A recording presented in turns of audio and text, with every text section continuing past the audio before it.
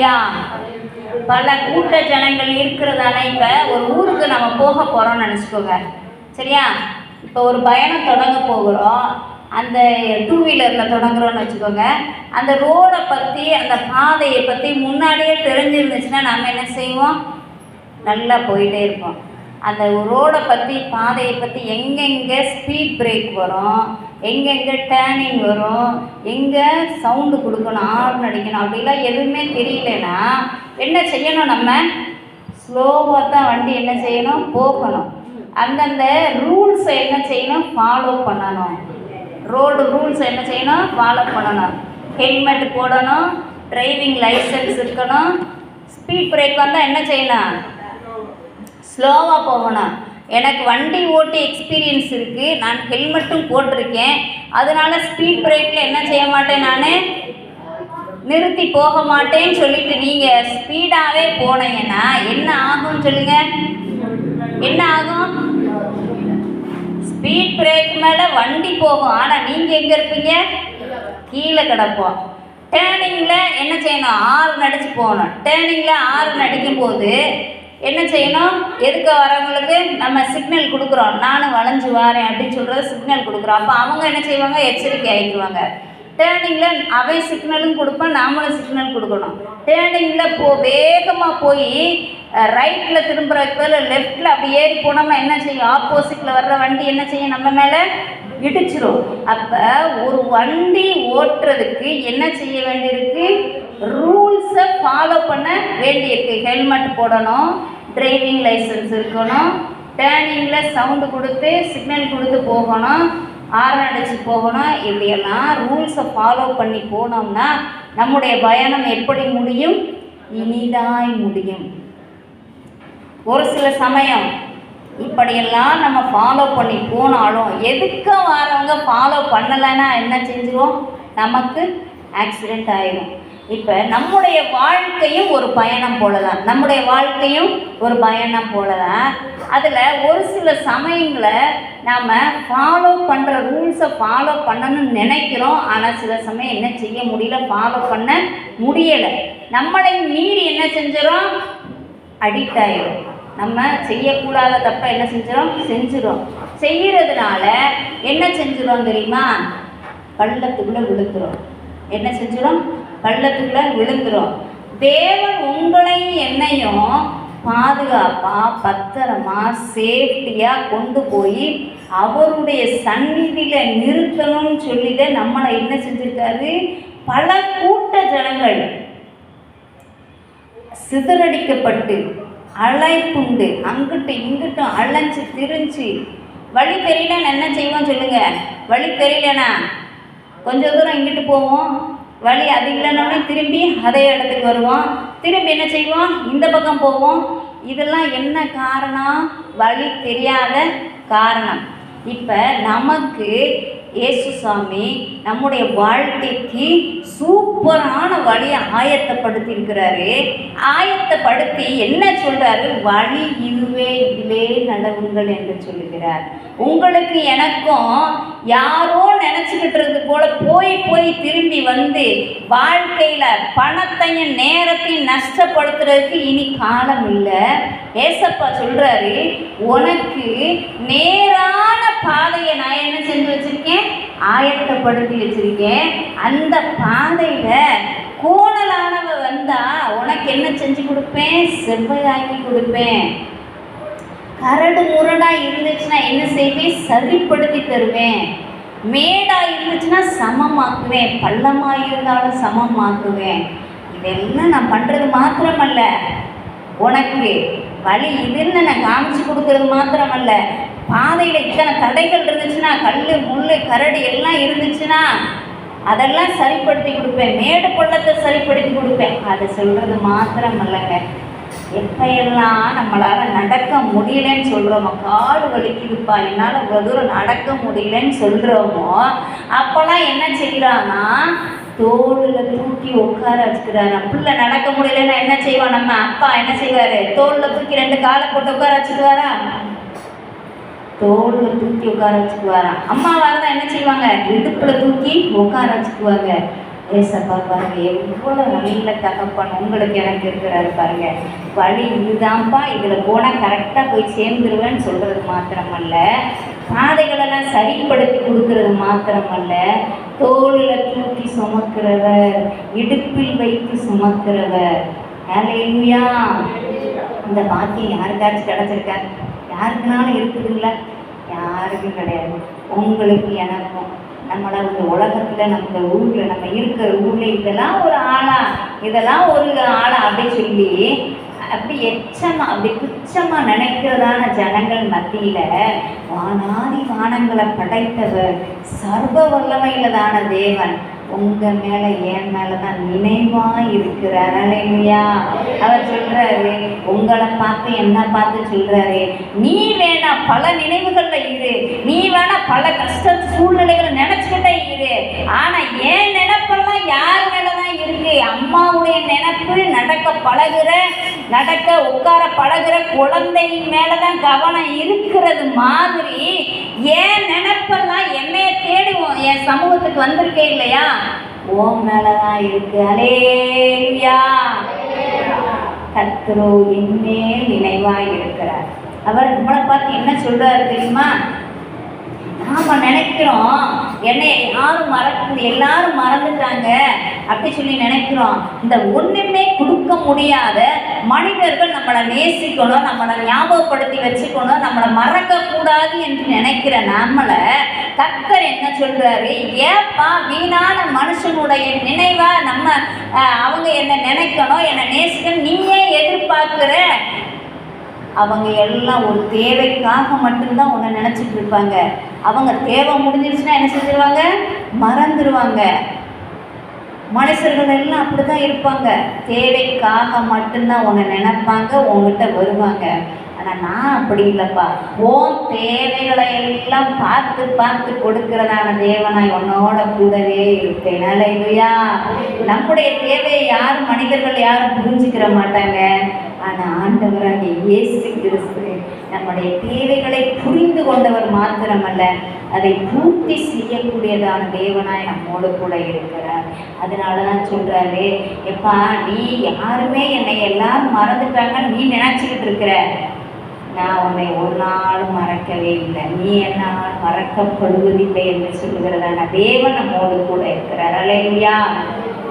இன்னைக்கு அந்த தேவன் எப்படிப்பட்ட தேவனாக இன்றைக்கு வந்திருக்கிறார். நான் நேற்றே சொல்லியிருக்கிறேன், ஒரு வாட்டர் பாட்டில் இருக்குன்னா, இந்த வாட்டர் பாட்டில் இருக்குன்னு வச்சுக்கோங்க, இதை எதுக்கெல்லாம் யூஸ் பண்ணணுன்றதை என்ன செஞ்சுக்கணும், நமக்கு தெரிஞ்சிருக்கணும். இந்த வாட்டர் பாட்டில் சில்வர் பாட்டிலாக இருக்கிறதுனால இதை ஹீட்டாகவும் ஊற்றலாம், கோல்டாகவும் ஊற்றலாம், எதை வேணாலும் ஊற்றி எடுத்துகிட்டு போகலாம். இதே இது பிளாஸ்டிக் பாட்டிலாக இருந்துச்சுன்னா என்ன செய்ய முடியும், நம்ம எல்லாத்தையும் ஊற்ற முடியாது. ரெண்டாவது என்ன செஞ்சிடும், அதை எதுக்கு பயன்படுத்தணும் அப்படின்னு சொல்லி நமக்கு தெரிஞ்சிருந்தால் மட்டும்தான் அந்த வாட்டர் பாட்டில் என்ன செய்ய முடியும், கரெக்டாக யூஸ் பண்ண முடியும். ஆனால் அதை தெரியாமல் டப்புன்னு மேலேருந்து நல்லா ஃபில் பண்ணிவிட்டு வாட்டர் பாட்டிலை ஃபில் பண்ணிட்டு கீழே போட்டோம்னா தெரிச்சு போயிடும். அப்போ ஒரு வாட்டர் பாட்டிலை யூஸ் பண்ணுறதுக்கே நம்ம என்ன செஞ்சுருக்கு, வாட்டர் பாட்டிலை பற்றியதான அறிவு என்ன செய்ய வேண்டியிருக்கு, நமக்கு தேவையாக இருக்கு. இன்னைக்கு கர்த்தர் உங்களுக்கு எப்படிப்பட்டவராக இருக்கணும்னு நீங்கள் விரும்புகிறீங்களோ அப்படிப்பட்டவராக கர்த்தர் உங்களுக்கு வந்திருக்கிறார். எத்தனை பேர் விசுவாசிக்கிறீங்க? ஹல்லேலூயா. கர்த்தர் ஒரு மனிதனை, ஒரு நல்ல மனுஷனை அவர் பிறக்கு முன்பதாகவே வயிற்றுக்குள்ளே இருக்கும்போதே கனவுல தோன்றி நேரடியாகவே தோன்றி என்ன சொல்கிறாரு, அம்மா உனக்கு ரொம்ப நாளாக குழந்தை இல்லை, நீ மலடி என்கிறதான பட்டத்தை சுமந்துக்கிட்டே திரியிற, நான் என்ன செய்ய போகிறேன் தெரியுமா, உனக்கு ஒரு நல்ல ஆண் குழந்தைய தரப்போகிறேன், உனக்கு ஒரு நல்ல ஆண் குழந்தைய தரப்போகிறேன், அந்த குழந்தைய நீ எப்படி வளர்க்கணும் அப்படி சொல்கிறாரு. இப்போ நமக்கெல்லாம் குழந்தை பிறந்துச்சுன்னா நாம் தானே தீர்மானிப்போம், நம்ம பிள்ளையை எதை ஆக்கணும், எப்படி ஆக்கணும், என்ன பேர் வைக்கணும் அப்படின்றத பிறந்த பிறகு நம்ம தீர்மானிப்போம். ஆனால் இந்த குழந்தைக்கு பிறக்கும் முன்பதாகவே கடவுளே வந்து என்ன சொல்கிறாரு, ஹல்லேலூயா. கண்ணை மூடி இருக்கிறோம், ஹல்லேலூயா. கண்ணை எத்தனை பேர் மூடிட்டு இருக்கிறீங்க பாருங்க. கண்ணை திறந்து கேளுங்க. தேவனுடைய வசனம் உங்களுக்குள்ள உள்ள போகாதபடி சாத்தான் என்ன செய்வான்? தூக்கத்தை கொண்டு வந்துடுவான். நீங்கள் அதுக்கு இடம் கொடுக்கவே கூடாது. தூக்கம் வந்துச்சுன்னா எந்திரிச்சு போய் முகம் கழுவுங்க, தண்ணியை குடிங்க, எதையாச்சும் ஒன்று செஞ்சு தேவனுடைய வசனத்திலேருந்து வருகிற ஆசீர்வாதங்களை பெற்று திரும்பி செல்லணும். இன்னைக்கு யாரெல்லாம் வெறுமையாக தேவனுடைய சமூகத்துக்கு வந்திருக்கிறீங்களோ கர்த்தர் அவர்களுக்கு இரட்டிப்பான ஆசீர்வாதத்தை கொடுத்து அனுப்ப ஆயத்தமாக இருக்கிறார். வாஞ்சையோடு தாகத்தோடு யாரெல்லாம் காத்துக்கிட்டு உட்கார்ந்துருக்கிறீங்களோ அவர்களுக்கு எல்லாவற்றையும் தந்து அனுப்ப அவருக்கு ஆயத்தமாய் காத்து கொண்டிருக்கிறார். அல்லேலூயா. இன்றைக்கு இந்த மனிதனை குறித்து நம்ம பார்க்க போகிறோம். கர்த்தர் அவனுடைய வாழ்க்கையில பல திட்டங்களை அவன் பிறக்கும் முன்பதாகவே அவனுடைய தாய்க்கும் தகப்பனுக்கும் சொல்லி இருந்தார். அதை அந்த திட்டத்தை எல்லாம் மறந்துட்டு எதற்காக கர்த்தர் கொடுத்தார் என்பதையும் மறந்து விட்டு இருந்ததுனால அவனுடைய வாழ்க்கையில் இன்னவெல்லாம் நஷ்டம் ஏற்பட்டது என்று சொல்லி இன்றைக்கு நான் பார்க்க போகிறோம். அந்த நஷ்டத்தை எல்லாம் கர்த்தர் எப்படி சரிப்படுத்தினார் என்பதை பார்க்கிறோம். இன்றைக்கும் நம்மை இங்கே கவனிக்கணும், எல்லாருமே இங்கே கவனிக்கணும், சரியா? இன்றைக்கு நம்முடைய வாழ்க்கையிலையும் கர்த்தர் நமக்கு நிறைய ஆசீர்வாதங்களை கொடுத்திருக்கிறார். ஒரு சில தவறுகளால் நாம் என்ன செஞ்சிடும்? கொடுத்த ஆசீர்வாதத்தை எல்லாம் நஷ்டப்படுத்திட்டு வெறுமையா ஒன்றுமே இல்லாமல் இன்றைக்கு கூட நாம் பல தேவ சமூகத்துக்கு வந்திருக்கலாம். கர்த்தர் சொல்கிறார், அவனுக்கு நான் திரும்ப கொடுத்து ஆசீர்வதித்தது போல இன்றைக்கு உன்னையும் ஆசீர்வாதத்தை கொடுத்து அனுப்ப போகிறேன் என்று சொல்லுகிறார். அல்லேலூயா. அந்த மனிதனை குறித்து பார்க்கலாமா? எடுத்து வாசிக்கலாம். நியாயாதிபதிகளின் புஸ்தகம்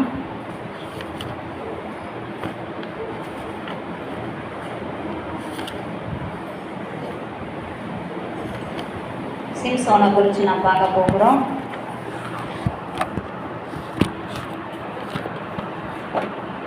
நியாயாதிபதிகள் 13ஆம்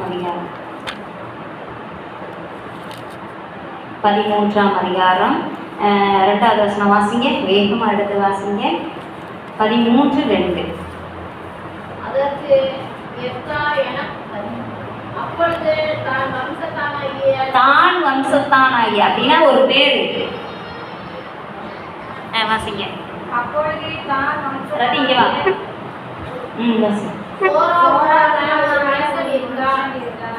அவன் பேர் மனோவா. அவன் மனைவி பிள்ளை பெறாத மலடியாய் இருந்தாள். தான் வம்சத்தானாகிய சோரா ஊரான ஒரு மனுஷன் இருந்தான். அவன் பேர் மனோவா.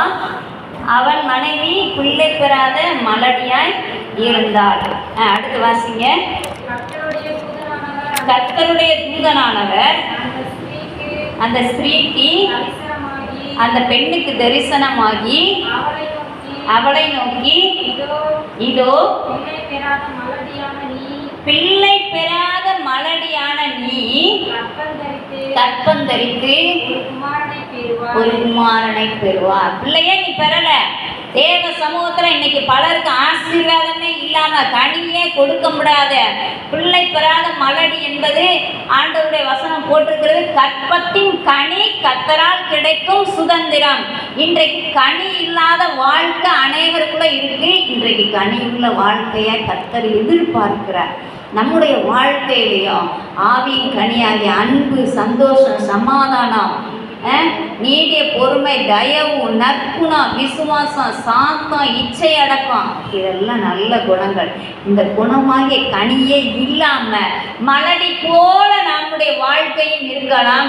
கர்த்தர் கனி கொடுக்கிறதான வாழ்க்கை உள்ள மகனாக கர்த்தர் மாற்ற விரும்புகிறார். அல்லேலூயா. இங்க இருந்து போகும்போது நாம் ரெட்டிப்பான ஆசீர்வாதத்தை பெற்றுதான் செல்ல வேண்டும்.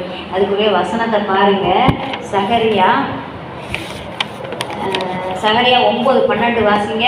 நம்பிக்கையுடைய சிறைகளே அரணுக்கு திரும்புங்கள், ரெட்டிப்பான நன்மையை வாசிங்க. சகரியா 9:12. பழைய ஏற்பாட்டில் புதிய ஏற்பாட்டுக்கு முன்னாடி உள்ள புஸ்தகம், மல்கியாவுக்கு முன்னாடி சகரியா 9:12. நம்பிக்கையுடைய சிறைகளே ஆமென். நம்பிக்கையுடைய சிறைகளை அரணுக்கு திரும்புங்கள், இரட்டிப்பான நன்மையை தருவேன், இன்றைக்கே தருவேன். என்னைக்கு தராரா? நாளைக்கு போட்டிருக்கா? என்னைக்கு போட்டிருக்கு? இன்னைக்கு தருவேன் என்று சொல்லுகிறார். அல்லேலூயா. எப்படிப்பட்ட நன்மையை தருகிறாரா? ரெட்டிப்பான நன்மை. ஒரே பிரசவத்துல 2 குழந்தை பிறந்த சந்தோஷமா இல்லையா? அல்லேலூயா. எல்லாருக்குமே சந்தோஷமா இருக்கு. ஒரே பிரசவத்துல 2 குழந்தை பிறந்தா எல்லாருக்குமே சந்தோஷப்படுவாங்க. கர்த்தர் இன்றைக்கு உங்களுக்கு ரெட்டிப்பான நன்மை தராரா? ஒன்று பூமிக்குரிய நன்மை, இன்னொன்று ஆவிக்குரியதான நன்மை. 2 நன்மைகளால் கர்த்தர் உங்களை நிரப்பி அனுப்ப காத்திருக்கிறார். அல்லேலூயா. இந்த மனுஷனை கர்த்தர் தெரிந்தெடுத்தது எதற்காக எடுத்திருக்கிறார் என்று வாசிங்க. 4வது வசனம் 13:4. நியாயாதிபதிகள் 13:4. ஆதலால் நீ திராட்சரசமும் மதுபானமும் குடியாதபடிக்கும் தீட்டானது ஒன்றும் புசியாதபடிக்கும் எச்சரிக்கையா இரு. என்ன சொல்றாரு? தேவ தூதன் இந்த குழந்தை பிறக்க முன்பாகவே, காது கேக்குதா? எல்லாரும் கேட்கிறவங்க அல்லேலூயா. எல்லா பாட்டியமாவுக்கும் காது கேக்குதா? நான் சொல்றது எல்லாமே கேக்குதா? செல்ல சத்தத்தை கூட்டணுமா சொல்லுங்க. கூட்டணும்னா சொல்லுங்க, கூட்டிடுவோம். சொல்றது கேக்குதுங்களா? என்ன சொல்றாரு? குழந்தை பிறக்கு முன்பாகவே அவங்க அம்மாட்ட சொல்றாரு, நீ திராட்சரசம் குடிக்க கூடாது, மதுபானம் பண்ணக்கூடாது, இதெல்லாம் குடிக்காது, தீட்டானது ஒன்று என்ன செய்யக்கூடாது, தொடவே கூடாது, எச்சரிக்கையா இருக்கணும். ஏன்னா உன்கிட்ட பிறக்க போகிற குழந்தை பரிசுத்தமான குழந்தை. இந்த நம்ம கோயிலுக்கெல்லாம் நேர்ந்து விட்டுருவாங்க, பார்த்துருக்கீங்களா? பிள்ளைய நேர்ந்து விட்டுருவாங்க, பார்த்துருக்கீங்களா? அந்த பிள்ளையை தீட்டான காரியத்துக்கு எங்கேயும் கூட்டிகிட்டு போக மாட்டாங்க. தலைமுடி என்ன செய்ய மாட்டாங்க, வெட்டவே மாட்டாங்க. எல்லாம் பைபிள்லேருந்து வந்ததான் இன்றைக்கி நம்ம ஃபாலோ பண்ணிட்டு இருக்கிறோம். என்னன்னு பார்த்தீங்கன்னா, அந்த நசரேய குழந்தை அப்படின்னு சொல்லி பைபிளில் எழுதியிருக்கு. அந்த நசரேயன் என்ன செய்யணும்னா, பிறந்த முடிய நம்ம என்ன செஞ்சுருவோம், கோயிலில் போய் எடுக்கிறோமா? சாதாரணமாக எடுக்க மாட்டோம், கோயிலில் தான் போய் எடுப்போம். இந்த பிறந்த முடிய என்ன செய்யக்கூடாது, எடுக்கவே கூடாது. அதுக்கப்புறம் என்ன செய்யணும் தெரியுமா? திராட்சை ரசம் குடிக்கக்கூடாது, திராட்சை பழம் சாப்பிடக்கூடாது, மதுபானம் பண்ணக்கூடாது, சடங்கு வீடு, குழந்தை பிறந்த வீடு, அடுத்து என்னது சாவு வீடு, இதுக்கெல்லாம் என்ன செய்யக்கூடாது, அவங்க போகவே கூடாது. இந்த திராட்சை ரசமும் மதுபானமும் குடிக்காமல் எச்சரிக்கையாக இருக்க சொல்கிறார். திராட்சையிலேருந்து வருகிற எதுவும் வாசனை கூட உனக்கு என்ன செய்யக்கூடாது, வரக்கூடாது அப்படின்னு சொல்லி சொல்கிறாரு. இந்த மனிதன் என்ன செஞ்சார் தெரியுமா? இந்த மனிதனை முதல் வசனத்திலே போட்டிருக்கு பாருங்க. இஸ்ரவேல் புத்திரர் மறுபடியும் கர்த்தரின் பார்வைக்கு பொல்லாப்பானதை செய்தபடியால் கர்த்தர் அவர்களை எத்தனை வருஷமா, 40 வருஷம் அளவும் பெலிஸ்தியர் கையில் என்ன செஞ்சாரு, பெலிஸ்தர் கையில் ஒப்பு கொடுத்துட்டாரு, எதிரிகள் கையில் ஒப்பு கொடுத்துட்டாரு. கர்த்தருடைய பார்வைக்கு பொல்லாப்பானதை நம்ம செஞ்சோம்னா, ஒருவேளை நாம் செய்கிற பொல்லாப்புகள் நல்லா பொய் பேசி சம்பாதிச்சு கொடுத்தோம்னா மனுஷர் என்ன செய்வாங்க, சொல்லுங்க? சந்தோஷப்படுவாங்களா, துக்கப்படுவாங்களா? சந்தோஷப்படுவாங்க. நீ பொய்ய பேசு, எவனையும் அடிச்சு கொள்ளி, என்னமும் பண்ணிக்கோ, எனக்கு தேவை என்னது, காசு, எனக்கு தேவை சொத்து, எனக்கு எவனையும் அடித்து துரோகம் பண்ணி ஏமாற்றி காசை கொண்டு வான்னு சொல்லி மனைவிகள் போட்டு அரிக்கிறதுனால அந்த கணவன் என்ன செஞ்சிருவார், எங்கிட்ட அப்படி இப்படின்னு ஏதாவது தப்பு பண்ணி கூட கொண்டு வந்துடுவார். இதெல்லாம் என்னது, பொல்லாப்பான காரியம். இப்படி பொல்லாப்பான காரியத்தை செஞ்சோம்னா என்ன செஞ்சிருவாங்க தெரியுமா? ஆண்டவரே நம்மளை யார்கிட்ட, சத்துருக்கள் கையில் ஒப்பு கொடுத்துவார். சத்துரு யாருன்னு நினைக்கிறீங்க? சத்துரு யாரு? நீங்கள் நினச்சிருக்க மாதிரி மனுஷர் தான் சத்ருவாக மாறுவாங்கன்னு கிடையாது. கர்த்தரே நமக்கு சத்ருவாக மாறிடுவார். ஏன்னா இங்கே அப்படி தான் மாறிட்டார். அவருடைய ஜனங்கள் தான், அவர் உரிமை பாராட்டின ஜனங்கள் தான், அவர் எகிப்திலிருந்து வெளியே கொண்டு வந்தவர் தான், அற்புதங்கள் அடையாளங்கள் செய்து வெளியே கொண்டு வந்த ஜனங்கள் தான். இன்னைக்கு அவருடைய பார்வைக்கு பொல்லாப்பானதை செய்ததுனால என்ன செஞ்சிட்டாரு, இவர் சத்ருவாக மாறினதுனால தான் அடுத்த சத்துருக்கள் கையில் கொண்டு போய் கொடுத்தாரு. இவருக்கு என்னதான் தப்பு பண்ணாலும், பிள்ளைய எம்பிட்டு தப்பு பண்ணாலும் அம்மா அப்பாவுக்கு என்ன செய்யாது, மனசு வராது, கண்டிக்கிறதுக்கு மனசு வராது. 1000 தப்பு செஞ்சிருந்தாலும் என் பிள்ளை ஏதோ தப்பு பண்ணியிருக்க வாய்ப்பு இல்லை, இந்த சூழ்நிலையால தான் பண்ணியிருப்பானே அப்படி சொல்லி இப்படி சமாளித்து அப்படி இப்படி மாற்றத்தான் ட்ரை பண்ணுவேனே ஒழிய என்ன செய்ய மாட்டோம், ஒத்துக்கிறவே மாட்டோம். இதே போலதான் நம்முடைய பரம தகப்பனும் கூட அவரை அடிச்சு சரிப்படுத்திக்கலாம்ல. நான் சொல்றது கரெக்டா இல்லையா? இஸ்ரவேல் ஜனங்களை சரிப்படுத்திக்கலாம்ல. ஆனா என்ன செய்யல அவரு? நான் அடிக்க எனக்கு மனசு வரல என் பிள்ளை அடிக்கிறதுக்கு. நமக்கு இருக்கிற மாதிரி தான் என்ன செஞ்சாரு? இஸ்ரவேல் ஜனங்களை எகிப்தியர் பெலிஸ்தியர் கையில் என்ன செஞ்சுட்டாரு? ஒப்பு கொடுத்துட்டாரு. இப்போ என்ன செய்யறாங்க தெரியுமா? இவங்கள ஒடுக்குறேன், ரொம்ப ஒடுக்குறேன். அந்த ஒடுக்கத்தில் இருந்து மீட்டெடுக்கக்கூடிய ஒரு இரட்சகனா தான் இந்த குழந்தைய கொடுக்குறாரு. அல்லேலூயா. உங்களை என்னையும், அல்லேலூயா, உங்களை என்னையும் நாள் முழுதும் வருஷம் முழுதும் பாவத்திலையும் சாபத்திலையும் வியாதியிலையுமே அழுத்தி கொன்றணுன்ற நோக்கத்தோடு கூட சத்துரு நம்மை அடிமைப்படுத்த வேண்டும் என்று நினைக்கிறான். கர்த்தர் நமக்கு ஒரு இரட்சகரை அனுப்பி இருக்கிறார். அவர் தான் இயேசு கிறிஸ்து. விசுவாசிக்கிறவர் அல்லேலூயா.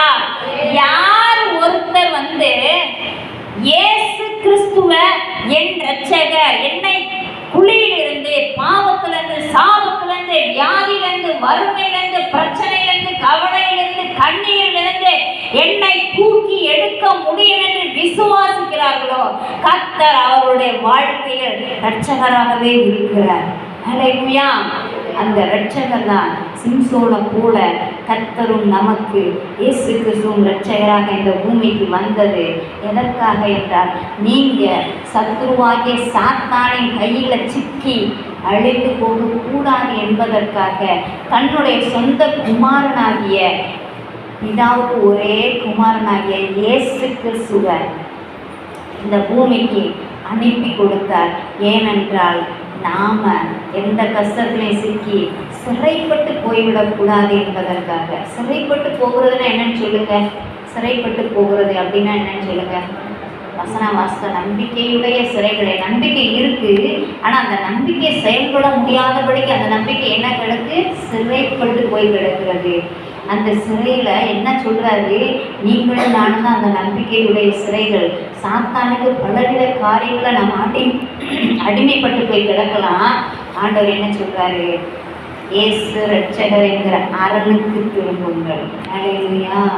அப்பொழுது உங்களுக்கு ரெட்டிப்பான நன்மையை தருவேன் என்று சொல்கிறார். சிறைச்சாலை அப்படின்றது ஆவி, ஆத்துமா, சரீரம் எல்லாம் ஹெல்த்தியாக தான் இருக்கும். ஆனால் என்ன செய்ய முடியாது? சிறைச்சாலைகளில் போனால் உங்கள் விருப்பத்துக்கு போக முடியுமா? வர முடியுமா? சாப்பிட முடியுமா? செய்ய முடியுமா? எதையும் உங்கள் விருப்பத்துக்கு என்ன செய்ய முடியாது? செய்ய முடியாது. இன்றைக்கும் பலருக்குள்ள ஆண்டவருக்காக நல்லா செயல்படணும். ஆண்டவருக்கு நான் வர்ற காணிக்கைலாம் நல்ல உழைச்சி காணிக்கை ஆண்டவருக்கு நிறையா கொடுக்கணும். ஆண்டவருக்காக ஓடணும், உழைக்கணும், ஆண்டவர் மேலே அன்பு செலுத்தணும், ஆண்டவருக்காக வைராக்கியமாக இருக்கணும் அப்படிலாம் சொல்லி நினைக்கிறதான நினைப்பு என்ன செஞ்சிருக்கு நமக்குள்ள அநேகருக்கு இருக்கு.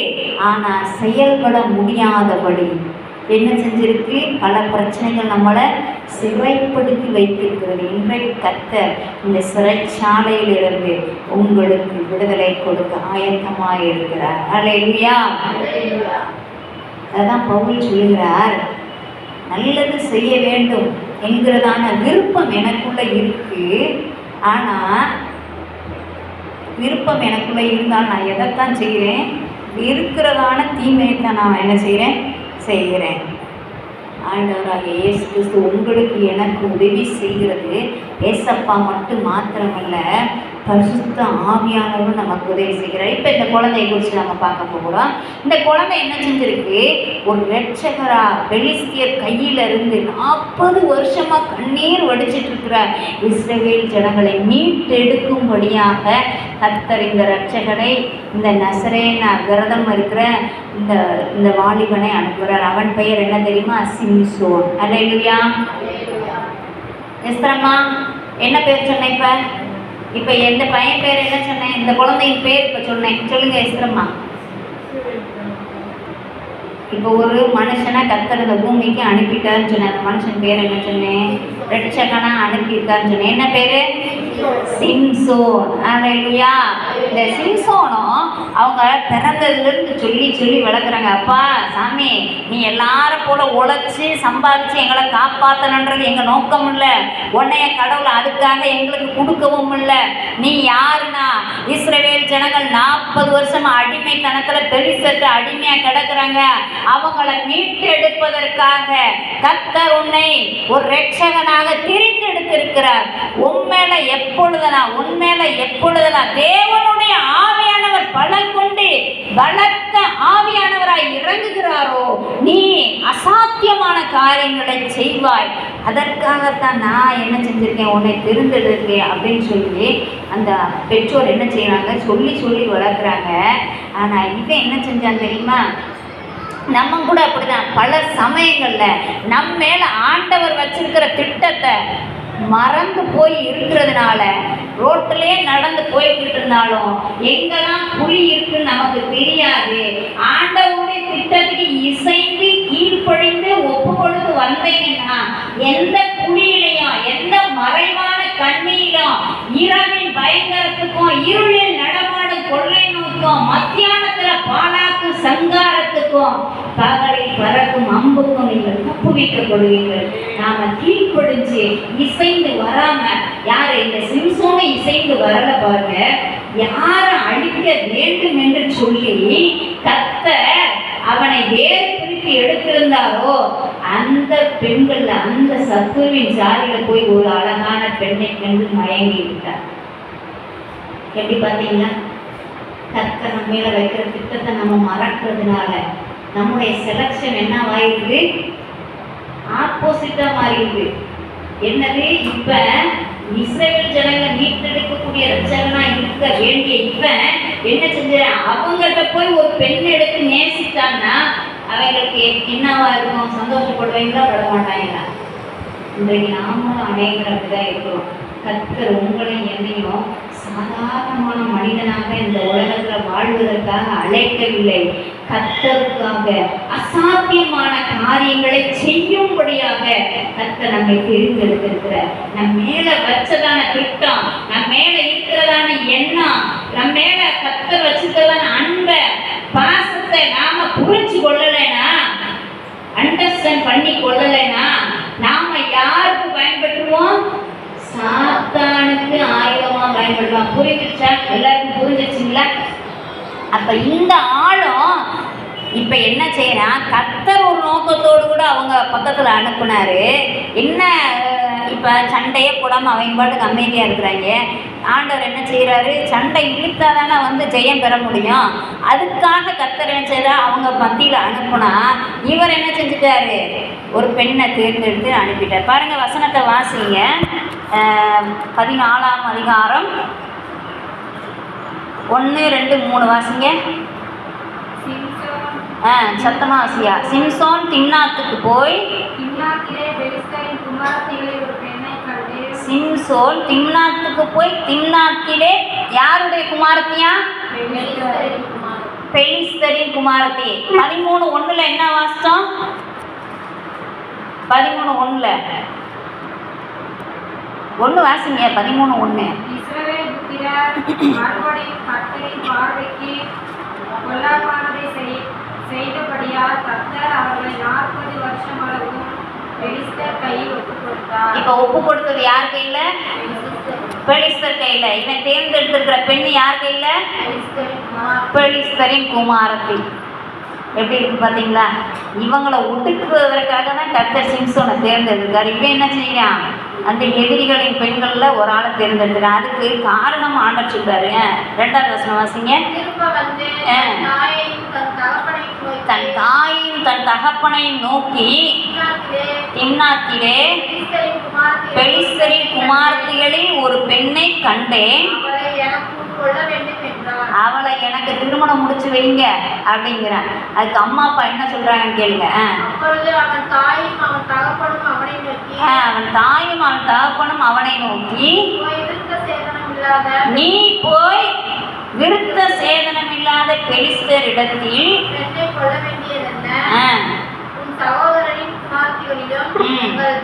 ஜனம் மனக்கிலும் பெண் இல்லையா என்றார்கள். நீ என்னப்பா நம்ம ஜனம் ஜாதியில இல்லாத பெண்ணா அங்க இருக்கு, நம்ம ஜாதி சனத்துல கல்யாணம் முடி. அடுத்து சிம்சோன் தன் தகப்பனை நோக்கி, அவள் என் கண்ணுக்கு பிரியமானவள், அவளையே எனக்கு கொள்ள வேண்டும் என்றார். பல பேர் சிக்கிறதே கண்ணுனாலதாங்க, கண்ணுனாலதான் சிக்கிக்கிறாங்க போய்.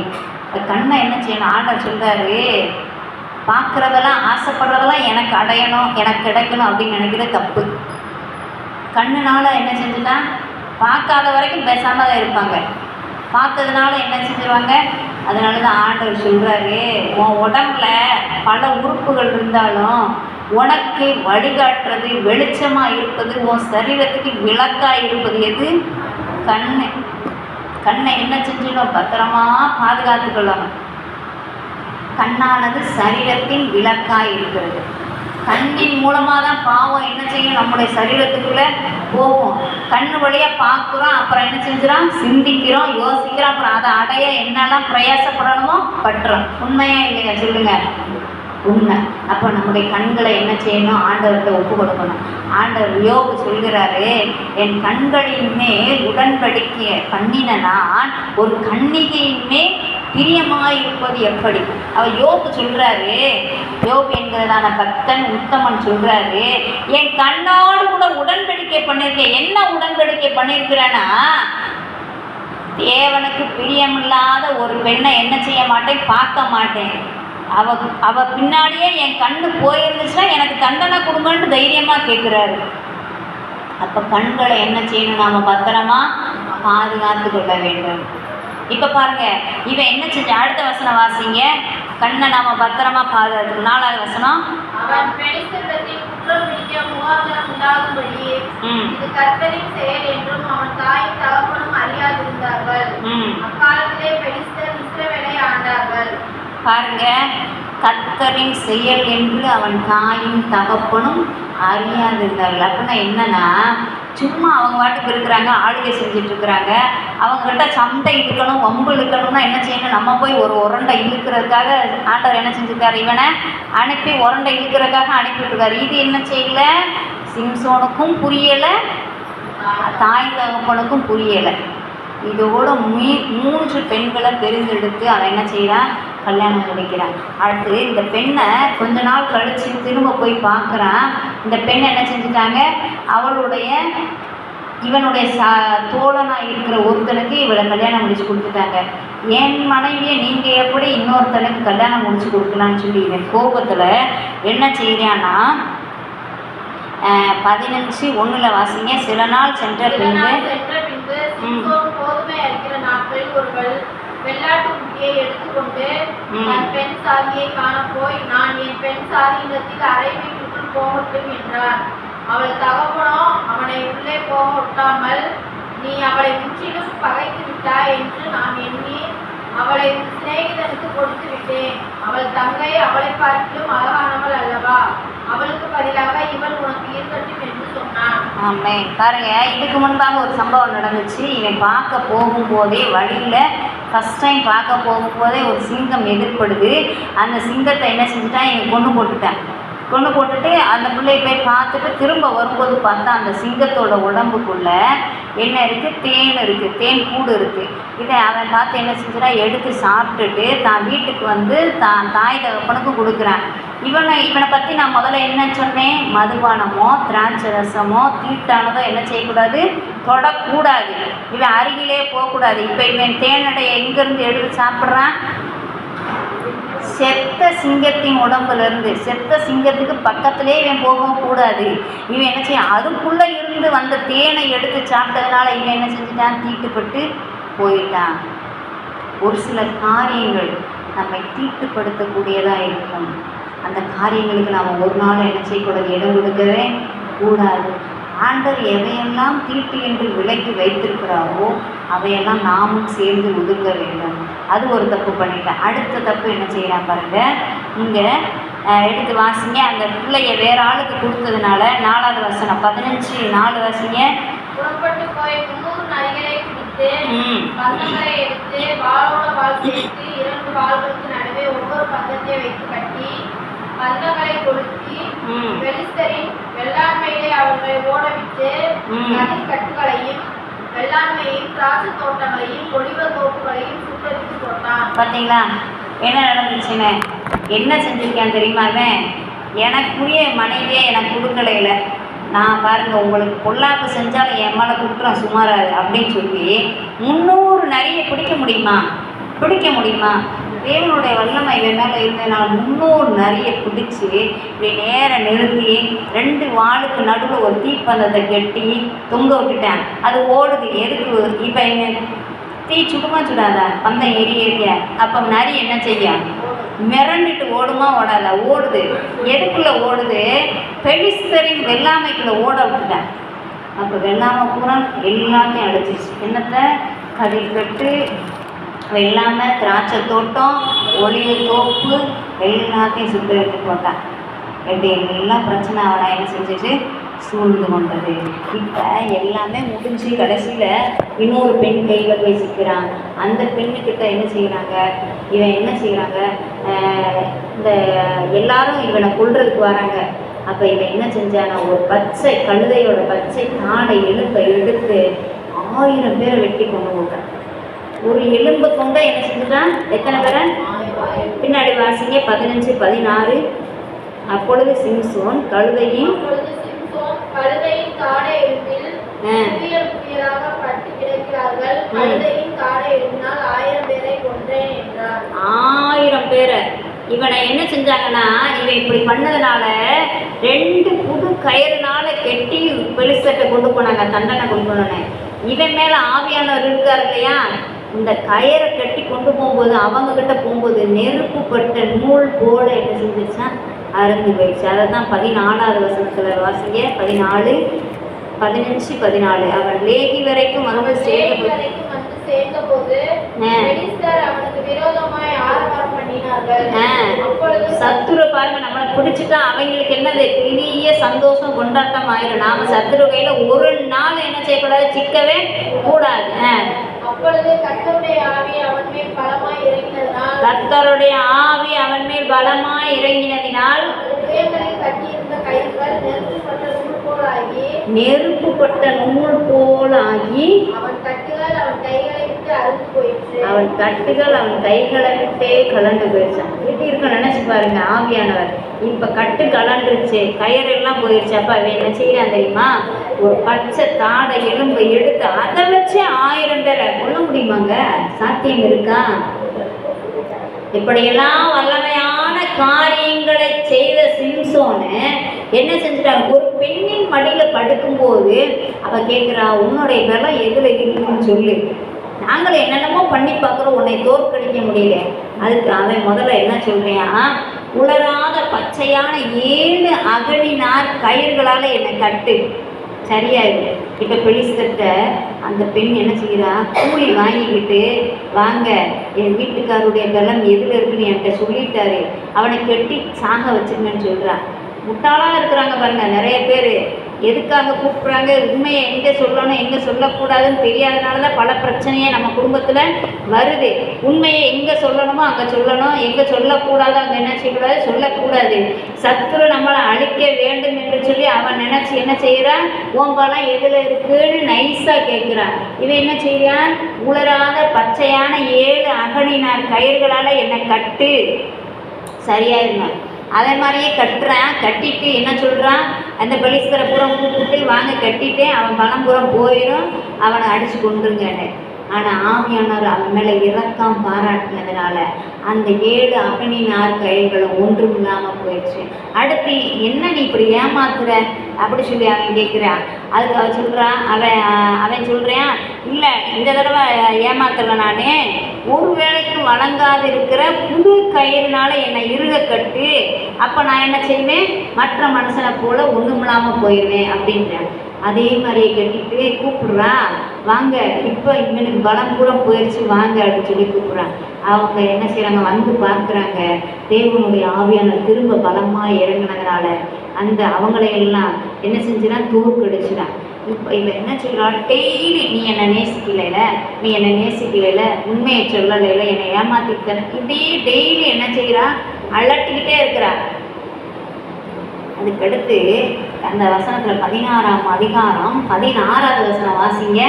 இப்படி அவனை தினம் தினம் தன் வார்த்தைகளாலே நெருக்கி அலட்டி கொண்டிருக்கிறதினால் சாகத்தக்கதாய் அவன் ஆத்துமா விசனப்பட்டு, ஐயோ இவள்கிட்ட உயிர் வாழ்றதை தவிர உயிரோடு இருப்பதற்கு செத்து கூட போயிடலாம் அப்படின்ற அளவுக்கு அவனுடைய மனசு என்ன செஞ்சிருச்சான், விசனப்பட்டு போய் உண்மையை சொல்லிடுறேன்.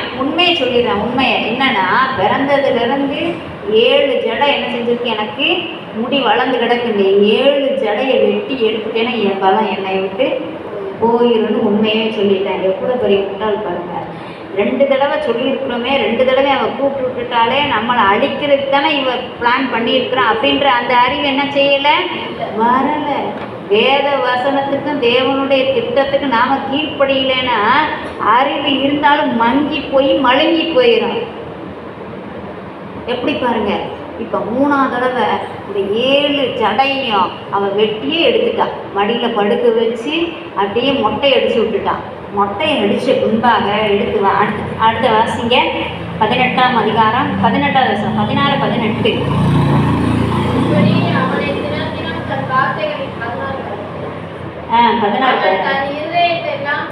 தன் இருதயத்தை எல்லாம் தனக்கு வெளிப்படுத்தினதை தெளிலால் கண்டபோது ஆள் அனுப்பி இப்போ கெஞ்சா, ஒரு விசைனால வாங்கப்பா அப்படி சொல்லி ஆள் அனுப்பி சொல்றான். அடுத்து அவன் தன் இருதயத்தெல்லாம் எனக்கு வெளிப்படுத்தினான் என்று சொன்னார். அப்பொழுது பெலிஸ்தரின் அதிபதிகள் வெள்ளிக்காசுகளை தங்கள் கையில் எடுத்துக்கொண்டு அவளிடத்துக்கு வந்தார்கள். அவள் அவனை தன் மடியிலே நித்திரை செய்யப்பட்டி ஒருவனை அழைத்து அவன் தலைமையின் 7 ஜடைகளையும் சிறைப்பித்து அவனை சிறுமைப்படுத்த தொடங்கினார். அவன் பலம் அவனை விட்டு நீங்கிற்று. அவன் பலம் என்ன செஞ்சிருச்சு, எப்படி இருக்கும் பாருங்க. பிறந்ததுலேருந்து கஷ்டப்பட்டு அதை முடியை பாதுகாத்து திராட்சை தோட்டத்துக்கு பக்கத்தில் போகாமல் தீட்டானதை தொடாமல் அருவருப்பானதை தொடாமல் பார்க்காம சாப்பிடாம இருந்த பலம் ஒரு நிமிஷத்தில் என்ன செஞ்சிருச்சு, போயிடுச்சு. அடுத்து வாசிங்க. அப்பொழுது அவள் சிம்சோனே, பெலிஸ்தர் உண்மையில் வந்துவிட்டார்கள் என்றார். அவன் நித்திரை விட்டு விழித்து கர்த்தர் தன்னை விட்டு விலகினதை அறியாமல் எப்போதும் போல உதறி போட்டு வெளியே போவேன் என்றான். எப்படி இருக்கு பாருங்க, கர்த்தர் தனக்குள்ள இருக்கிறாரா இல்லையா என்பதை கூட தெரியல. எப்ப தன்னை விட்டு போனார் என்கிற அறிவு கூட என்ன செஞ்சிருச்சு, இல்லாம போயிடுச்சு. என்ன செய்யறான், எனக்குள்ள இல்லை என்பதை அறியாமலே நான் எப்பயும் போல உதறி போட்டு போவேன்னு சொல்லிட்டு போறான். என்ன நடக்குது பாருங்க. 21 வாசிங்க. பெலிஸ்தர் அவனை பிடித்து அவன் கண்களை பிடிங்கி அவனை காசாவுக்கு கொண்டு போய் அவனுக்கு 2 பெண்களை விலங்கு போட்டு சிறைச்சாலையிலே மாவரைத்து கொண்டிருக்க வைத்தார்கள். பாருங்க எப்படி ஆயிடுச்சு பாருங்க. சிறைச்சாலைக்கு கொண்டு போயிட்டாங்க. அங்க போய் என்ன செய்யறாங்க, மாவரைக்க வைக்கிறார்கள். எதை பிடுங்குறாங்க, முதல்ல தலைமையில பிடிஞ்சதுனால இல்லைங்க, என்ன பிடுங்கிருக்கு, 2 கண்களை பிடுங்குறாங்க. எதனால நீங்கள் விழுகிறீங்களோ அது முதல்ல பிடுங்கப்படும். ஞாபகத்தில் வச்சுக்கணும். 2 கண்ணு முதல்ல தீமையானதை பார்த்து தெரிந்தெடுத்ததுனால வந்த வேணா என்ன செஞ்சிருக்கு, இன்னைக்கு இவனை குருடாக்கி கையில் விலங்கு மாட்டி சிறைச்சாலையில் மாவு வரைக்கிறதுக்கு உட்கார வச்சுட்டாங்க. இவன் எவ்வளோ ஒரு தாடை எலும்புனால என்ன செய்ய முடியும், 1000 பேரை கொல்ல முடியும். 300 நரிகளை பிடிச்சி வெள்ளாண்மையை முழுங்க அழிக்கக்கூடியதான வல்லமை இருக்கிற மனுஷன் ஒரு பெண்ணுக்கு கீழ்ப்படிஞ்சு அவளை நேசித்து அவளுக்கு தன்னுடைய ரகசியத்தை பூரா வெளிப்படுத்தினதனால் அவனுடைய உள்ளான பலத்தை இழந்து விட்டான். உள்ளான பலத்தை இழக்கிறது மாத்திரமல்ல, சரீர பிரகாரமாக வெளியே இருக்கிற பலத்தையும் என்ன செஞ்சு விட்டான், இழந்து விட்டான். 2 கண்களும் பிடிக்கப்பட்டது. நாமளும் கர்த்தருக்கு நாம் கீழ்ப்படியாமல் கர்த்தருடைய கட்டளைகளையும் கற்பனைகளையும் நியாய பிரமாண சட்டங்களையும் கை கொண்டு ஃபாலோ பண்ணலைன்னா நாமையும் பிசாசானவன் சிறைச்சாலையிலே கொண்டு போய் விடுவான். எடுத்து வாசிங்க. ஏசாயா 5ஆம் அதிகாரம் 13வது வசனத்தில் போட்டிருக்கு, என் ஜனங்கள் அறிவில்லாமையில சங்காரம் ஆயிரல. அறிவு இருக்கணுங்க. அறிவு இருந்தால் தான் நாம் என்ன செய்ய முடியும், சங்காரமாக மாட்டார். வாசிங்க ஏசாயா 5:13. என் ஜனங்கள் அறிவில்லாமையினால் சிறைப்பட்டு போகிறார்கள். அறிவில்லாமையினால் என்ன போறாங்கன்னா சிறைப்பட்டு அறிவு இருக்கணும். கர்த்தரை பற்றி அறிகிற அறிவே அறிவு என்று சொல்லி போட்டிருக்கு.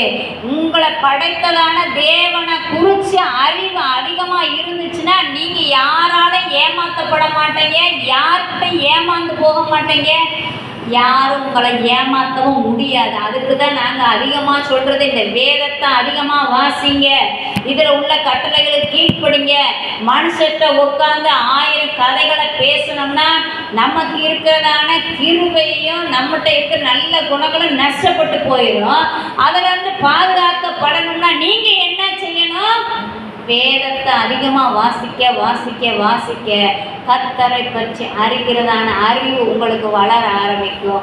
இவங்களுக்கு அறிவு இல்லாததுனால, ஜனங்கள் அறிவு இல்லாததுனால என்ன செய்கிறாங்களா? சிறைப்பட்டு போகிறார்கள்.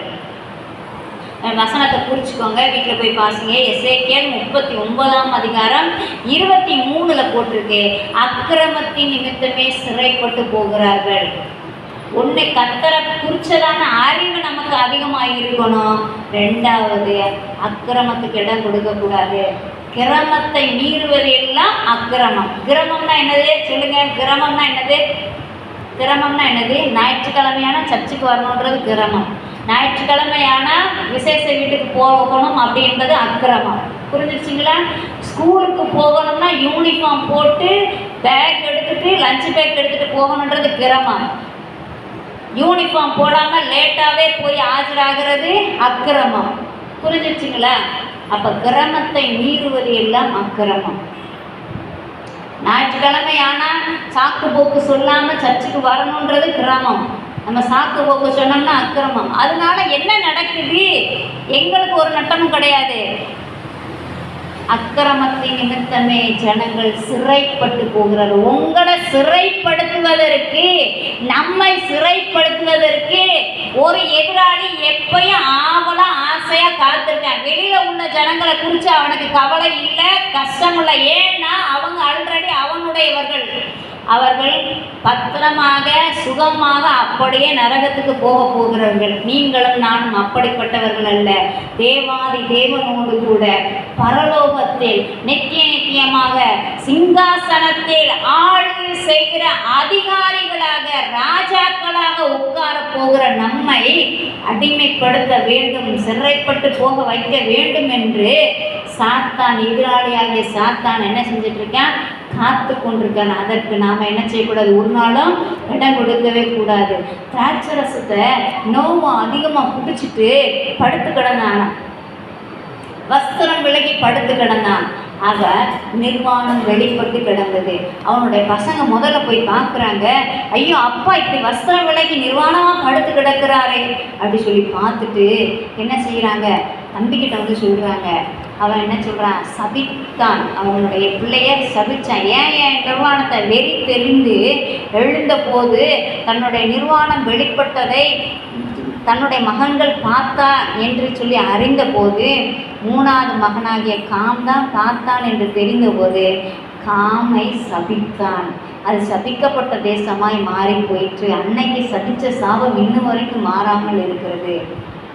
அப்போ நிர்வாணம் என்ன செய்யக்கூடாது? வெளிப்படக்கூடாதுன்னா, நம்முடைய பாவங்கள் வெளிப்படாமல் இருக்கணும்னா, அக்கிரமங்கள் வெளிப்படாமல் இருக்கணும்னா, சபிக்கப்பட்டவர்களாக மாறாமல் இருக்கணும்னா கர்த்தருடைய கட்டளைகளையும் கற்பனைகளையும் அப்படியே கை கொள்ளுங்க. ஹல்லேலூயா. ஒரு ஃப்ரெண்டு அதிகமாக புக் எடுத்து உட்காந்து இருக்கிற பிள்ளை படிச்சுக்கிட்டே இருக்குன்னா அந்த பிள்ளைக்குள்ள என்ன தான் இருக்கும்? சுபாவம் என்னதான் இருக்கும்? அறிவு அதிகமாக இருக்கும். சர்ச்சுக்கு வந்தால் எந்த சிந்தனை அதிகமாக வருதுன்னு சொல்லுங்கள்? எந்த சிந்தனை அதிகமாக வருது? இன்னைக்கு கடவுள் எனக்கு எதையாச்சும் செய்ய மாட்டாரா? எனக்கு அற்புதம் செய்ய மாட்டாரா? அதிசயம் செய்ய மாட்டாரா? அவர் எப்படிப்பட்டவர் என்று சொல்லி இன்னும் அதிகமாக நான் அறிந்து கொள்ள இந்த சிந்தனை தான் வரும். சினிமா தேட்டரில் போய் இப்படி யோசித்துட்டு இருப்பீங்க, விசேஷ வீட்டில் போய் இப்படி யோசித்துட்டு இருப்பீங்க, சாவு வீட்டில் போய் இப்படி யோசிப்பீங்க. அப்போ எந்த இடத்துல இருக்கிறோமோ அதுக்கேற்றாப்புல சிந்தனை என்ன செய்து ஆட்டோமேட்டிக்காக உள்ளே போயிடுது. அப்போ தேவனை குறித்து நீங்கள் அதிகமாக அறிய அறிய அறிய நீங்கள் உங்களுக்குள்ள இருக்கிறதான குறைவுகள், அழுக்குகள், கரைகள் எல்லாம் என்ன செய்யும்? மாற்றப்படும். ஹல்லேலூயா. ஆண்டவர் என்ன சொல்றாரு? உங்கள் பாவங்கள் சிவேர் என்று இருந்தாலோ வெண்மையாக மாற்றுவேன் என்று சொல்லுகிறார். இந்த வெள்ளையில் பல ட்ரெஸ்ஸு கலர் இருக்குது. அதில் அழுக்குப்பட்டால் கலர் ட்ரெஸ்ஸில் அழுக்குப்பட்டால் தெரியாது. ஆனால் வெள்ளையில் சின்ன அழுக்குப்பட்டாலும் தெரியுமா தெரியாதா? தெரியும். ஆண்டவர் சொல்கிறாரு, எப்பா நீ இதில் விழுகாமல் இருக்கணும்னா, பிசாசாகிய சாத்தான்கிட்ட சிறைப்பட்டு போகாமல் இருக்கணும்னா நீ 2 காரியம் செஞ்சால் போதும். என்னன்னு தெரிஞ்சுக்கலாம் ஆசையாக இருக்குதா உங்களுக்கு? வேணுமா? இந்த 2 காரியத்தை நீங்கள் செஞ்சீங்கன்னா ரெட்டிப்பான ஆசீர்வாதத்தை இன்றைக்கே நீங்கள் பெற்றுக்கொண்டு போகலாம். ஒன்று பரிசுத்தம், இன்னொன்று உண்மை. ஹல்லேலூயா. எந்த விதத்துலையும் எண்ணத்தையும் என் சிந்தனையும் யோசனையும் பரிசுத்தமாக நான் வச்சுக்கிருவேன் அப்படின்னு நீங்கள் தீர்மானம் எடுத்தீங்கன்னா, தீர்மானம் எடுத்து இந்த வேதத்தை வாசிக்க ஆரம்பித்தீர்கள் என்றால் அவரை போல என்ன இருக்குது அப்படின்னு கேட்டிங்கன்னா, அந்த வேதத்தில் அவர் எப்படிப்பட்டவர், அவரை போல மாறுவதற்கு நாம் என்ன செய்யணும், என்ன செஞ்சால் அவரை போல மாறிடலாம் அப்படின்றத குறித்து தான் அந்த வேதத்தில் என்ன செஞ்சுருக்கு? அதிகமாக எழுதப்பட்டிருக்கு. இதை நீங்கள் அதிகமாக வாசிக்க உங்களுக்குள் இருக்கிறதான தேவையில்லாத அழுக்குகள், தேவையில்லாத கரைகள், தேவையில்லாத பிழைகள் எல்லாம் ஆட்டோமேட்டிக்காக, பாவங்கள், அக்கிரமங்கள், மீறுதல்கள் எல்லாம் ஆட்டோமேட்டிக்காக உங்களை விட்டு ஒன்றொன்றாக போக ஆரம்பிக்கும். ஹல்லேலூயா. வல்லமை இருக்கணும் நமக்குள்ள. சோப்பு போட்டு கழுவுனா என்ன செஞ்சிடும்? நம்ம சுத்தமாயிரும். தண்ணியை ஊற்றி கழுவும்போது சுத்தமாயிரும். அதே போல் இந்த வசனம்தான் சோப்பு, இந்த வசனம்தான் தண்ணீர். இயேசு கிறிஸ்துவின் ரத்தம் தான் சோப்பு. யாரெல்லாம் இதுக்கு ஒப்பு கொடுக்குறாங்களோ ஆண்டவர் உண்மையாகவே அவர்களை பரிசுத்தமாக்கி விடுகிறார். 2வது காரியம், உண்மையாக இருக்க வேண்டும். எங்கே இருந்தாலும் சரி, காசு விஷயமோ, பண விஷயமோ, பொருள் விஷயமோ, மனிதர்கள் இடத்துல எல்லாத்துலையும் என்ன செய்யணும்? உண்மையாய் காணப்படணும். நீங்கள் உண்மையாக இருந்து பாருங்க, பரிசுத்தமாக இருந்து பாருங்க, எந்த வல்லமே உங்களை தொட முடியாது. நீங்கள் ஆளுகை செய்கிறவர்களாக இருப்பீர்கள். ஏனென்றால் பரிசுத்தத்திற்கு ஆளுகை செய்யும் வல்லமை உண்டு. எதை ஆளுகை செய்யும்? மரண பயத்தை ஆளுகை செய்யும், வியாதி பயத்தை ஆளுகை செய்யும், பில்லி சூனிய பயத்தை ஆளுகை செய்யும். இன்றைக்கு இதற்கு நீங்களான மனிதர்கள் யாரும் இல்லை. அவ்வளவா பயம் இருக்குது எல்லாருக்குள்ளேயும். மரணம் வந்துடுமோ அப்படின்ற பயம் வருது, வியாதி வந்துடுமோன்ற பயம் இருக்குது, யாரை செய்வனை வச்சுருவாங்களோன்ற பயம் இருக்குது. இந்த 3 பயத்துக்கு நீங்களாக்கி விடுதலையாக்கப்பட வேண்டும் என்றால் 2 காரியங்களை நீங்கள் செய்யுங்கள். ஒன்று, நான் வாழ்நாள் எல்லாம் பரிசுத்தமாய் வாழ நான் தீர்மானித்து. ஒரே நாளில் மாற முடியாது. குளிக்கிறோம் ஆனால் அழுக்கு வராமல் இருக்குதா? என்ன செஞ்சிரு? ஆட்டோமேட்டிக்காக வருது. சும்மா தான் வெளியில் போயிட்டு வரோம், எதையும் நம்ம தொடலை, எங்கேயும் சேத்துல பிறண்டு உருளை. ஆனாதான் என்ன செஞ்சிடும்? நம்ம வந்தது ஏன் குளிக்கிறோம்? நம்மை அறியாமலே என்ன செய்கிறது? தூசி, அழுக்கு நம்முடைய உடம்புல கொட்டுது. அப்போ அதை போக்குவதற்கு நாம் என்ன செய்கிறோம்? ஒவ்வொரு நாளும் குளிக்கிறோம். வேர்வை நாத்தம் போகணும், தேவையில்லாத அழுக்குகள் போனால் குளிச்சு ட்ரெஸ் மாற்றுறோம். அதே போல் இந்த வேதத்தை யாரெல்லாம் ஒவ்வொரு நாளும் வாசித்து அதன்படி தன்னுடைய வாழ்க்கையை சரிப்படுத்தி கொள்ளுகிறார்களோ, சீர்படுத்தி கொள்ளுகிறார்களோ, அவர்கள் மற்றவர்களை ஆளுகை செய்யக்கூடியவர்களாக மாறுகிறார்கள். அப்படிப்பட்டவர்கள் மேலேதான் தேவனுடைய ஆவியானவர் பலமாய் இறங்குகிறார். ஹல்லேலூயா. எப்படி கண்ணாடியை ஏன் பார்க்குறோம்? எல்லாம் கிளம்பி முடிச்சுட்டு ஏன் கண்ணாடியை பார்க்குறோம்? உச்சி கரெக்டாக இருக்கா, முடி கரெக்டாக இருக்கா, ட்ரெஸ்ஸு கரெக்டாக இருக்கா, என்ன செஞ்சிடும்? சரிப்படுத்தி பார்த்து கொள்கிறோம். அப்போ தேவனோடு கூட நீங்களும் நானும் வாசம் பண்ண வேண்டும் என்றால், இந்த உலகத்திலையும் நம்ம வாசம் பண்ணணும், பரலோகத்திலையும் வாசம் பண்ணணும்னா நம்மை நாமே ஒவ்வொரு நாளும் அவரை பார்த்து சரிப்படுத்தி கொள்ள வேண்டும். அவர் எப்படி இருக்கிறாரோ அவரை போல யாரெல்லாம் இந்த உலகத்திலே மாற்றப்படுகிறார்களோ அவர்கள் மாத்திரம்தான் என்ன செய்ய முடியும்? அவரோடு கூட அங்கே உட்கார முடியும். ஹல்லேலூயா. சின்ன பிள்ளையா இருக்கு, ஒரு பெரிய ராஜா இருக்கிறாரு, ஒரு சின்ன பிள்ளையா இருக்கு. ஆளுகையும் அதிகாரமும் சிங்காசனமும் யாருக்குரியது? அந்த பிள்ளைக்குரியது தான். ஆனால் என்ன செய்யல? அந்த பிள்ளை சின்ன பிள்ளையா தான் இருக்கு. அது கையில் எல்லாத்தையும் கொடுக்க முடியுமா? முடியாது. அப்போ என்ன செய்யணும்? அந்த குழந்தை ராஜா அளவுக்கு வயசுலையும் அனுபவத்திலையும் அறிவுல என்ன செய்யணும்? அந்த குழந்தை வளர்ந்தா மட்டும்தான் இவர் என்ன செய்ய முடியும்? அந்த குழந்தையின் கையில் சிங்காசனத்தை கொடுக்க முடியும், ஆளுகையை கொடுக்க முடியும், அதிகாரத்தை கொடுக்க முடியும். அதே போலதான் தேவனுக்கு சமமாய் நாம் இந்த பூமியிலே வளர வேண்டும் என்று விரும்புகிறார். அந்த வளரக்கூடியதான அனுபவம் தான் இந்த வேத வசனம். நீங்கள் பார்த்து இதற்கு ஈக்குவலாக இருக்கிறனா தராசில் வச்சா தேவனை ஒரு பக்கமும் நம்மளை ஒரு பக்கமும் தராசில் வச்சா ஒரே சமமாக இருக்க வேண்டும். அல்லேலூயா. ஒருத்தர் வாட்ஸ்அப்பில் வச்சுருந்தாரு, தேவன் அன்புள்ளவர் தான், பாவிகள் மேல் மனதுருகிறவர் தான், அதனால பாவிகளை கொண்டு போய் பரலோகத்தில் சேர்ப்பார் என்று சொல்லி ஒரு நாள் நினைக்காதீங்க. ஏன்னா தேவன் பரிசுத்தத்தில் மகத்துவம் உள்ளவர். அப்படின்னா என்ன அர்த்தம்னா, பரிசுத்தத்துக்கும் பாவத்துக்கும் ஒரு நாள் ஒத்து போகவே போகாது. அதனால ஆண்டவர் பாவிகளை உள்ள விடவே மாட்டார். ஒவ்வொரு நாளும் பிரயாசப்படுங்க. ஒரே நாளில் நம்ம நினச்சிக்கிற முடியாது, தேவனை போல மாற முடியாது. ஒரு காரியம், ஒரு சம்பவம் உண்மையாக நடந்துச்சு, எங்கள் வீட்டில் நடந்துச்சு. அப்போ எனக்கு மனசு ரொம்ப வேதனையும் துக்கமாக இருந்துச்சு. அப்போ நான் யோசித்தேன், இந்த நேரத்தில் என்ன முடிவெடுக்கலான்னு சொல்லி யோசிக்கும் போது ஆண்டவர் ஒரே காரியம் சொன்னார், இந்த இடத்துல இயேசு இருந்தால் என்ன செஞ்சிருப்பாருன்னு யோசி அப்படி சொன்னார். அவர் என்ன செஞ்சிருப்பார் நான் யோசித்த போது உள்ளான மனசு சொன்னது இதைத்தான் செய்திருப்பார் என்று சொன்னது. அதன்படியே நான் ஒப்புக்கொடுத்து கீழ்ப்படுதேன். இன்னைக்கு ஜெபம் பண்ணலாமா, ஜெபிக்கலாமா, தீர்மானிக்கலாமா? இனிமேல் இருந்து வருகிறதான காலங்களில் யார் பார்த்தாலும் பார்க்காட்டாலும், யார் நமக்கு உதவி செய்தாலும் செய்யாட்டாலும், நான் என்ன செய்வேன்? எங்கே இருந்தாலும் உண்மையாக இருப்பேன், பரிசுத்தமாக இருப்பேன். தீர்மானம் எடுக்கலாமா? நீங்கள் எடுக்க எழும்போதே கர்த்தருடைய கரம் உங்கள் மேல் அமரும். நீங்கள் ரெட்டிப்பான ஆசீர்வாதத்தை பெறுவீர்கள். அல்லேலூயா. ஜெபிக்க ஆரம்பிக்கலாம், முழங்கால் படிக்கலாம். ஹல்லேலூயா, ஹல்லேலூயா. ஸ்தோத்திரம், ஸ்தோத்திரம், ஸ்தோத்திரம். ஆண்டவரே, சிம்சோன் உம்முடைய திட்டத்தை புரிந்து கொள்ளாமல் இருந்ததனால் அவனுடைய 2 கண்கள் பிடுங்கப்பட்டது. தகப்பனே, ஏசப்பா ஸ்தோத்திரம் ஐயா. நாங்கள் உண்மை பற்றி அறிகிறதான அறிவில் நாள்தோறும் வளர்கிறவர்களாய் காணப்படணும். எங்கே இருந்தாலும் என்னை பார்க்கிறதான ஒரு கர்த்தர் என்னோடு கூட இருக்கிறார், எனக்குள் இருக்கிறார், எனக்கு ஆதரவாக, எனக்கு உதவி செய்யக்கூடிய, என்னை தூக்கி எடுக்கக்கூடிய, என்னை தோளில் சுமக்கக்கூடிய, எனக்கு பக்கபலமாய் இருக்கிற, எனக்கு வெகனாய் இருக்கிற ஒரு கர்த்தர் என்னோடு கூட இருக்கிறார். அவரை நான் எந்த விதத்தில் துக்கப்படுத்திடக்கூடாது. என்னுடைய அக்கிரமமோ என்னுடைய பாவ செயல்களோ தேவனை காயப்படுத்தி விடக்கூடாது என்பதில் நான் கவனமாக எச்சரிக்கையாக இருக்க உதவி செய்ய.